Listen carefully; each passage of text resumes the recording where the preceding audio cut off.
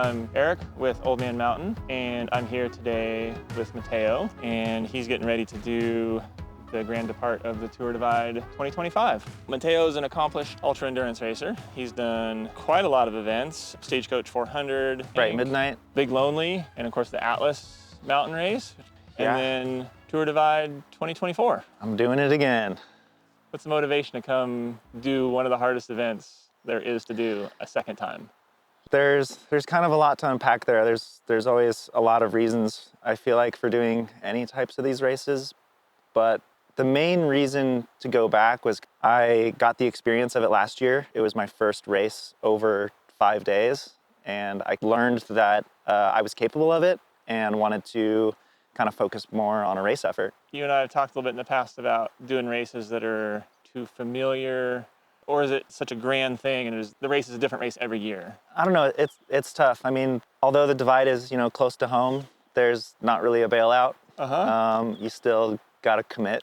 Do you feel like it loses or might lose any of its mystique or intrigue when you're like, I kind of know, like I got 200 miles of like wide open ahead? Is that gonna be a harder mental challenge, you think? Yeah, I'm sure it will.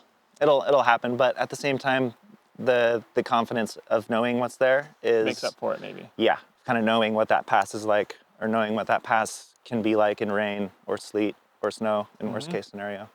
When you're going into it blind, essentially, there's a lot of challenges and there's a lot of things to have to overcome and deal with. Now that you have kind of faced that and you have an idea of what's there, do you foresee different challenges? The mystique isn't gone by any means. Okay. If anything, there's more respect for the route because a lot can happen and you're exposed. Yeah. And weather's controlling everything.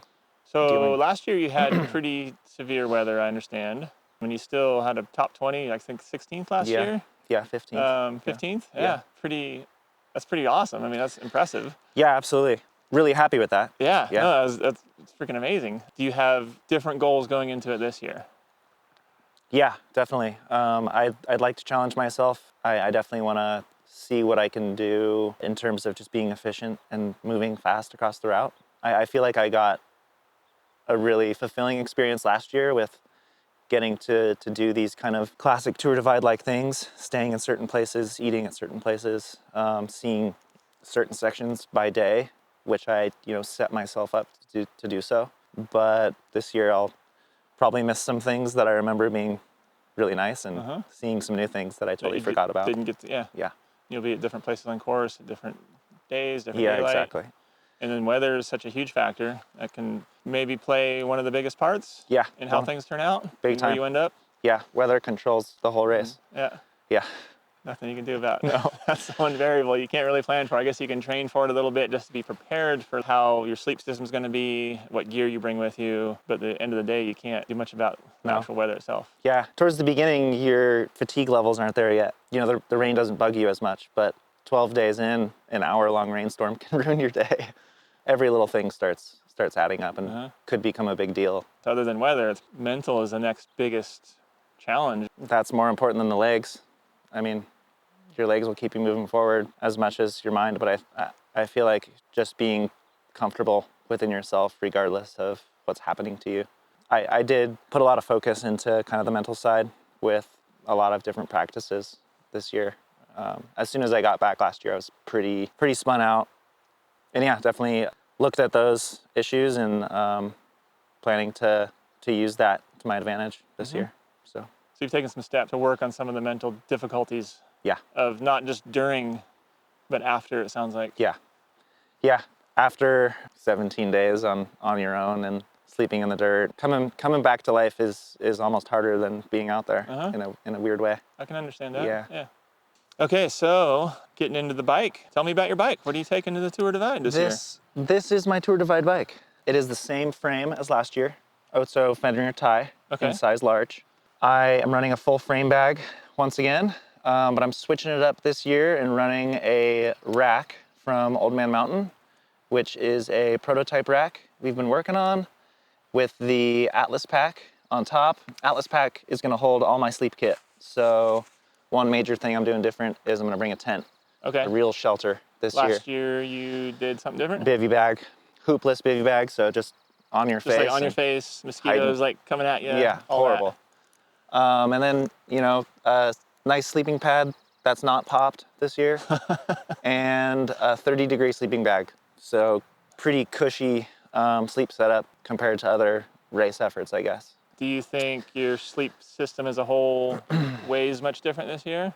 Okay. I haven't weighed it because I don't really want to know, but It is yeah, what it is. it's, I think for the mental weight that it'll relieve in terms of knowing I can just sleep anywhere I want and having kind of, I'm calling it an insurance policy to comfortably push over some mountain passes that maybe I normally wouldn't if I did not have that. Okay. So we'll see how that goes. So that all in the Atlas pack, All sleep full kit. sleep kit is in there. Yeah. Excellent. Everything confined to just seat pack. And then top 2 bag is basically electronics and snacks. Frame bag is kind of tools, self-care items, some more electronics, and food and water. Do you have a bladder? Yeah, a 1.5 bladder that I'll switch from running in the pack or on my back. I'm not going to run a hydration vest, but I have a visibility vest which can also fit some things in it. Okay. So upon resupply and some night riding, I definitely am moving away from keeping a bunch of weight on my shoulders and my neck and my back. Probably feel a little lighter and more agile, just a better feel throughout the ride. You're constantly swapping layers and moving stuff around, so the less stuff I have to take on and off, I think will be a bit nicer. How many, 2,700 miles? 20? Yeah, 2,700. What's, how many layers, how many shorts? Chamois, no chamois, what, some details there? Yeah, chamois. Okay. 2 bibs for sure. One kind of race jersey, short sleeve, a long sleeve wool jersey, neck buff, head cover, 3 pairs of gloves, super waterproof, kind of mid-weight, and then an all-day riding glove, leg warmers, and then a hooded rain jacket, rain pants, and that's pretty much it. No puffy? Oh yeah, Okay. synthetic hooded puffy jacket as well. Cool. Yeah, and then like a gilet, body warmer, and a vest. Pretty basic, but stuff that I know I can wear all day long, essentially. Yeah. And where does all that live at? All up front. Right there. Yeah, clothes up front, sleeping in back, and then all my daily needs in the frame bag. Is this a different fork than you ran last year? Yes, it is different fork. I'm gonna move up to a 120 travel fork. Last year I ran a 100 mil 32 from Fox, which was great, super lightweight. I think just longevity-wise, maybe a little tough on the hands. Yeah. There's a lot of long descents that you're a little tired and maybe you're messing with something on your bike. Doing and something else. being able to kind of let it go is a nice thing. Yeah, I'm running a carbon crank, alloy wheels, mechanical drivetrain as well. It's reliable. I love this bike frame because everything's externally routed. So in the case that I had to do anything, I can do it all in the field and limp myself to a bike shop if needed. Yep.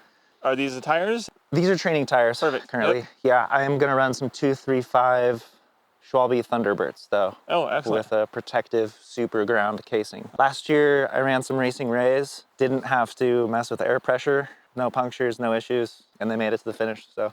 Proven casing. Yeah, proven casing. Gonna do it again. But I'm gonna go with something a little faster rolling. Yeah. Same crank length and no biomechanical changes or anything like that. Fit, stem length, all that stuff's the same as last year. Yep, pretty much the same. I made some adjustments with the aero bar setup, moved a little bit closer back and a little bit higher. Other than that, everything's the same. But also a cushier saddle, actually. Oh, that is another thing that I'm switching up. Just a little bit more cushion. I didn't want to put a suspension seat post on there, so I figured the next best was a cushy saddle. Try to find a balance there. Yeah. I imagine just miles and miles of washboard probably. Yeah, adds up. There's some mornings where it's hard to sit down for. Yeah. Gotta get back on that saddle. The blood flow's gotta pick back up. I see the little bottle of lube here. Will that last? I've got 2 of those. I think they're 0.5 ounce. Cool. Yeah, and last year was super wet and I used it a ton. But yeah, I like to keep it accessible because maintaining the drivetrain is super important. Anytime you see a hose your bike off if you can. Make sure your chain's lubed up. Taking care of your bike is a huge part of it. Yeah. If your bike doesn't make it, you're not gonna make it. You're not gonna get there. Yeah. Well, that looks like a very dialed in setup. It looks tidy. It's taken some time to get it figured out, yeah. but I'm really happy with it. And No, it looks very efficient. Nothing rattling around or loose hanging off the bars or anything. It looks like it's all tight and quiet, things that are gonna hold up for the whole distance. that's the goal. And waterproof. Everything's got to be waterproof. Yeah. Well, thanks for walking through this with me today and sharing a little bit of your mindset and preparation for the Tour Divide 2025. Can't wait. I think you're gonna do really well. It sounds like you put in all the steps. Heck yeah. To give yourself the best chance of a really good experience. Yeah, can't wait. So, appreciate it. Thanks, Awesome. Mateo. Thank you. Sit.